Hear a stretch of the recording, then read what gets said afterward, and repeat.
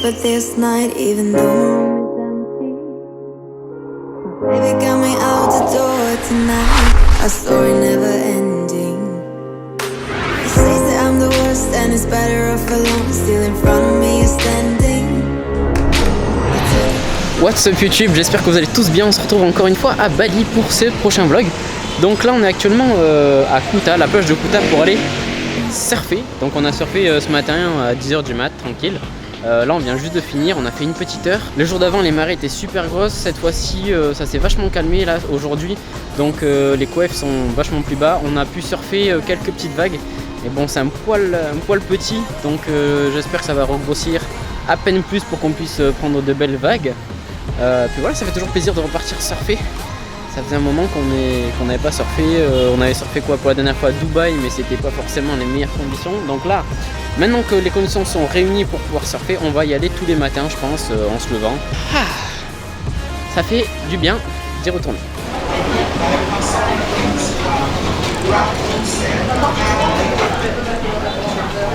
On est arrivé au Shelter Café.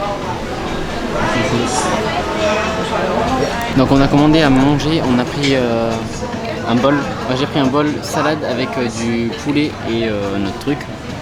Donc on est juste à côté de la plage en fait, c'est pour ça qu'on s'est posé ici, c'est vraiment pas mal relax, en plus tout est ouvert donc du coup il y a du vent, on respire plutôt bien. J'avais archi soif, moi de et Quill. Et Julie a pris un truc hyper chelou, du jamou tonique, du curcuma éclaté. Non, super bon. Du curcuma, du citron, du gingembre.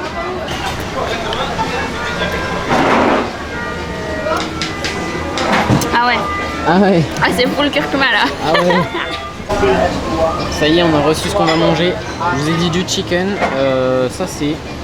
Je sais pas ce que c'est. C'est du soja fermenté.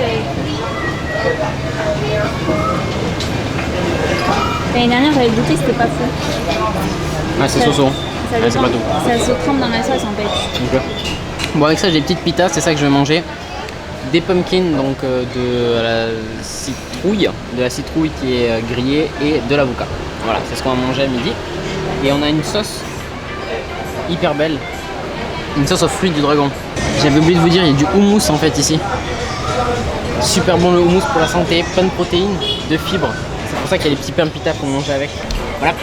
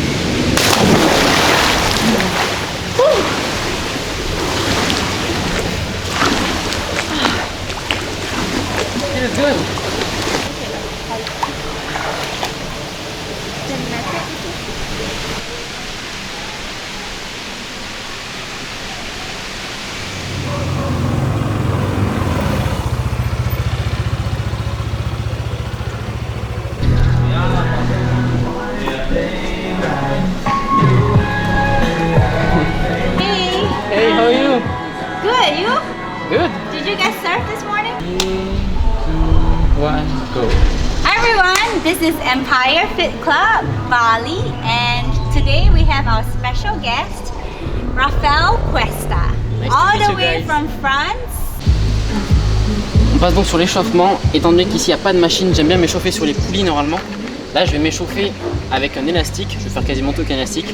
Hyper important d'échauffer les biceps. Donc je vous montre en speed biceps. Ensuite j'enchaîne sur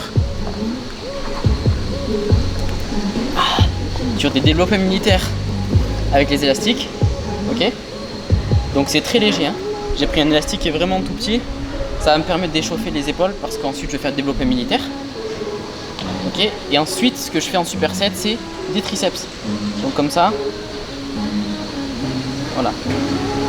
Très simple. Hein. Si tu vois à gauche là, on voit la peau qui est dégueulasse. Ouais, c'est vrai, c'est dégueulasse la peau là. Ouais, on voit les veines super bien en fait. C'est moche hein. Mais on voit les veines. Vous voyez comment elles pètent. Ça voudrait dire qu'il faudrait que je boive un peu plus, que je mange un petit peu plus aussi.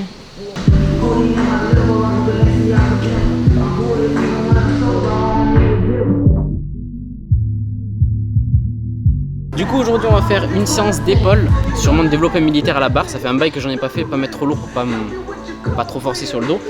Ensuite on va enchaîner sur des élévations latérales. On finira par des élévations buste penché pour le deltoïde postérieur.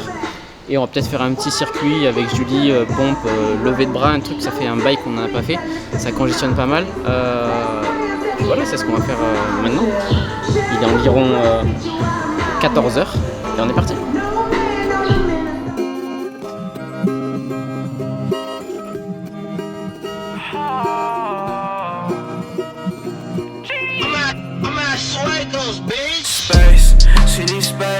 I need a nice thin waist, pretty face. She want me to call her.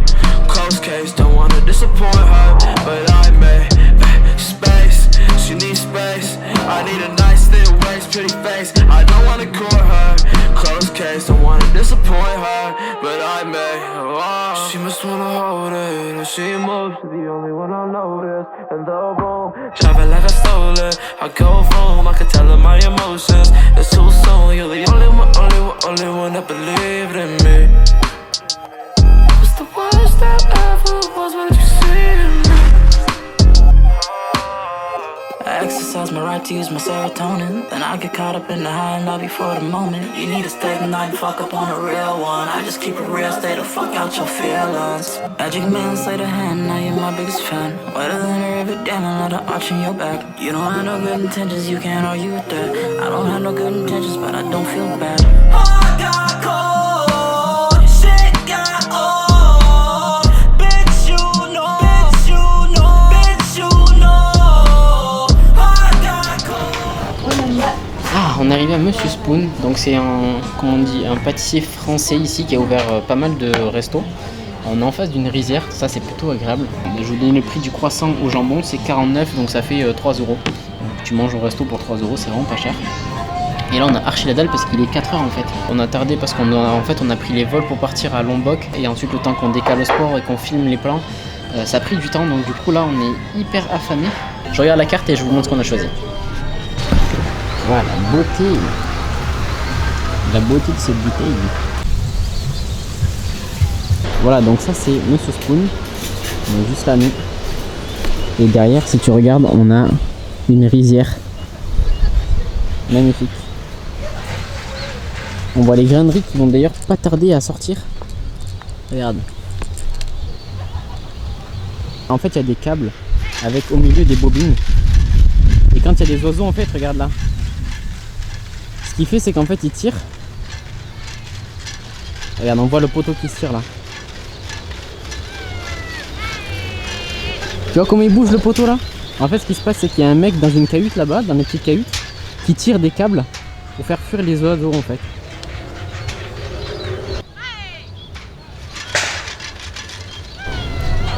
Yo, c'est ça que j'ai pris alors, un cordon bleu, on voit bien, regarde là, avec du jambon, de l'emmental. Et on a des petites frites derrière, j'ai demandé en plus des œufs pour qu'il y ait un peu plus de protéines. Julie, elle a un petit toast avec du bacon au fond. Et j'avais pas remarqué, mais là-bas, on voit le Mont Batour. Ça, c'est le Mont Batour. L'année dernière, on l'avait monté. L'année dernière, on avait monté le Mont Batour. Donc, je vais vous mettre un petit time-lapse. C'était magnifique. Donc, si vous voulez faire l'expérience, il y a environ 2 heures depuis Ubud. Donc, nous, il y avait un chauffeur qui était venu nous chercher à Ubud. Ensuite, on avait monté le volcan à quelle heure? Il était genre 3h30 du mat, je crois, pour qu'on soit en haut à 5h30. Et ensuite on avait vu le coucher de soleil jusqu'à 7h, quelque chose comme ça. Enfin, le lever de soleil pardon, jusqu'à 7h. C'est une très belle expérience, un très beau lever de soleil, il y a un petit lac en dessous et tout, super cool. cool. Donc si vous voulez aller faire un petit tour au Mont Batour, ça coûte pas cher en plus avec un guide, je crois que c'est genre 40 ou 50 € à deux. Donc ça vaut vraiment le coup. Voilà, on finit de manger et puis ça a l'air vraiment bon.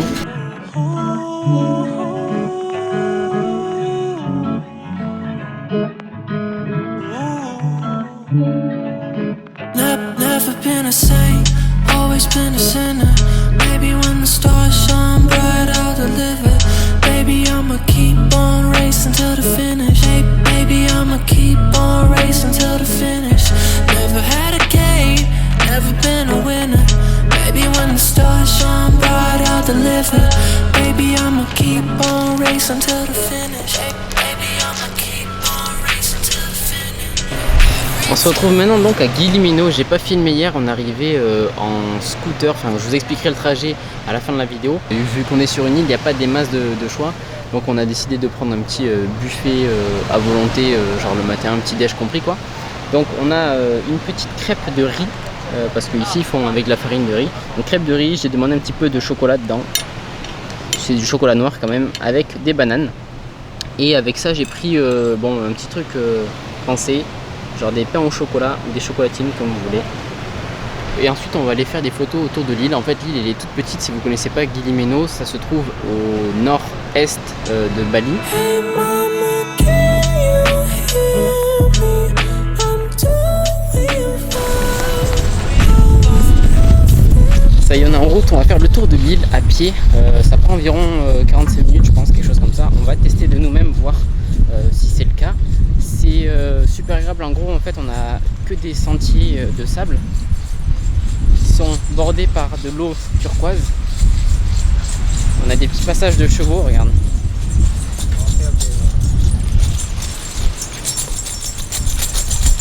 Donc je pense qu'on va récupérer des palmes, tuba et masques. Ça coûte 40K, donc ce qui équivaut à un peu moins de 3 €.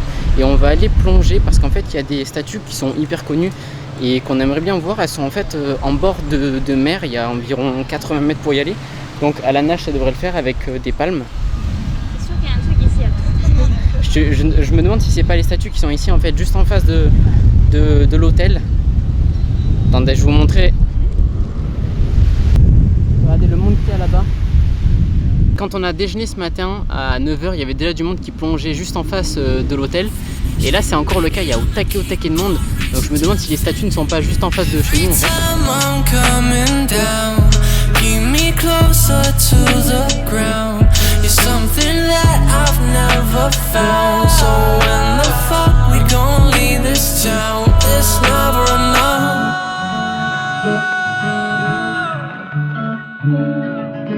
It's never enough.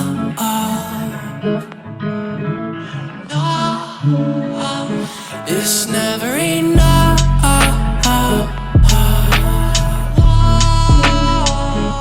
It's never enough. Wow. Hey mama, can you hear me? I'm doing fine. I was lost and broken, now I found my light. Now I'm out here flying, mama, I can't be quiet. I know there's truth in the silence, and I'm finally alive.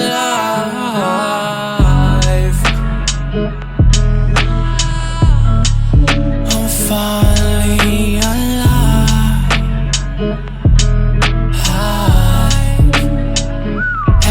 Every time I'm coming down, keep me closer to the ground.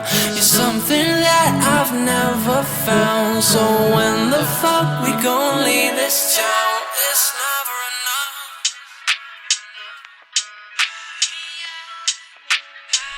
It's never enough.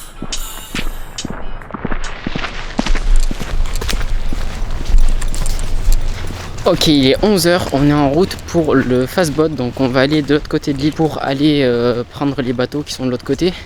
Normalement, il n'y a qu'un départ à 11h15, puis le prochain à 1h15. C'est ce qu'ils nous ont dit à la réception, mais je pense que c'est un petit peu bizarre, j'espère qu'il y en a entre.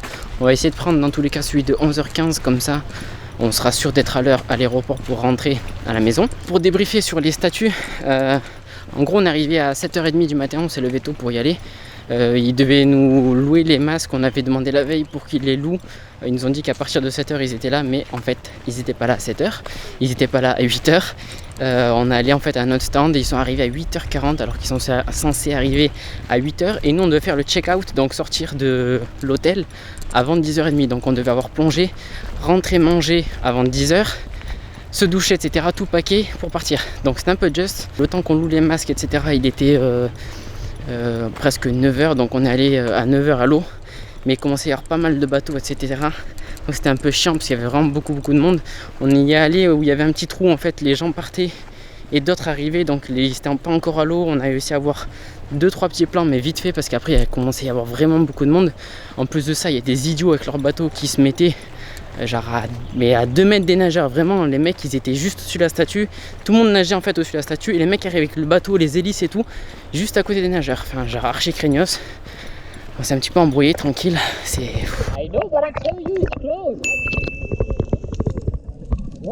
Je vais vous montrer un petit peu le trajet qu'on a fait donc pour venir sur Guillimeno.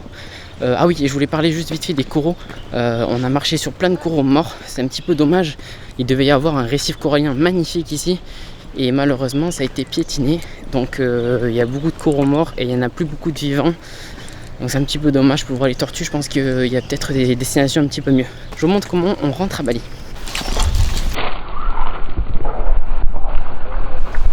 Bon, ça c'est les restes du tremblement de terre qu'il y a eu l'année dernière, donc le 5 août 2018 à Lombok. Ce séisme de 7 sur l'échelle de Richter avait pour épicentre le mont Rinjani, qui se trouve en fait juste en face de l'île Guillimeno. Sur les plans vous avez pu le voir, ça se trouve environ à 20 km. Donc Guillimeno était touché par le séisme assez violemment on va dire, donc il y a encore des vestiges après 1 an, mais c'est moins choquant que sur Lombok où on voit beaucoup de choses être reconstruites encore. Donc à ce jour on voit beaucoup de tuiles qui ont été délivrées et qui sont pour la construction de nouveaux bâtiments, principalement en fait dans les zones un petit peu plus en hauteur. Pour vous rendre à Guillimeno, il y a 3 choix qui s'offrent à vous. Le premier choix c'est de partir de Kuta directement et de prendre un bateau qui a environ une durée de 3h30 à 4h et dont je ne connais pas le prix. Le second choix c'est de partir de Kuta en scooter et aller jusqu'à Sanur, donc le port de Sanur, et ensuite prendre le bateau qui dépose donc du coup à Gili-T, Guillimeno et Gili Air.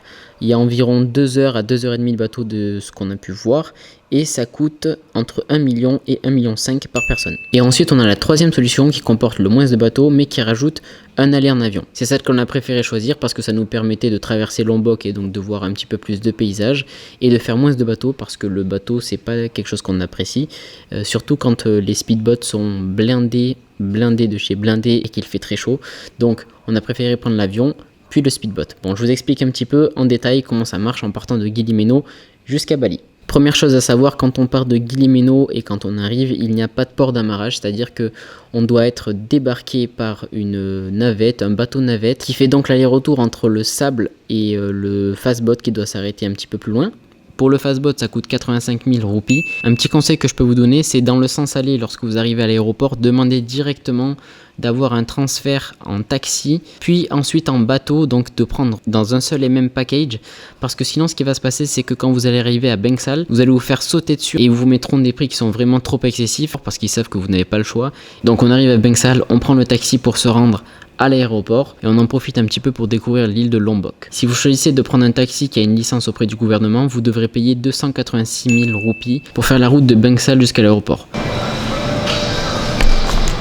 On est arrivé du coup à l'aéroport de Lombok. Petit tips pour ceux qui vont faire le même trip que nous, arrivez en avance à Bali, parce qu'à Bali, si vous voyagez par exemple avec Lion Air comme on a fait, ils ne vous donnent pas les e-tickets à l'avance, donc même si vous voyagez sans bagage, il va falloir que vous alliez à la borne et ils sont super lents à la borne. Du coup nous on est arrivé 1h30 avant, on a failli louper le vol alors qu'on n'avait même pas de bagages, enfin on n'avait rien à enregistrer. C'était juste pour récupérer nos petits billets parce qu'ils voulaient pas qu'on le fasse en ligne. Pour Lombok par contre c'est pas du tout la même chose, on a reçu les tickets en ligne et on a pu passer à la douane, ça prend 2 secondes, il y a quasiment personne. Et ensuite on attend dans la room, du coup c'est beaucoup plus rapide à Lombok que à Bali, donc prévoyez moins de temps à Lombok qu'à Bali d'attente. Voilà. L'avant-dernière étape c'est de prendre l'avion depuis Lombok jusqu'à Bali, il y a environ 20 minutes de vol et ça coûte 400 000 roupies. Une fois arrivé à Bali, il n'y a plus qu'à récupérer le scooter, étant donné qu'on ne passe pas par la douane. Dans ce sens-là, on reste à l'intérieur du pays, donc il n'y a pas besoin de repasser la douane qui parfois à Bali est super longue. Pour ce qui est du prix du parking scooter, on n'a payé que 30 000 roupies pour plus de 2 jours, donc c'est vraiment pas cher.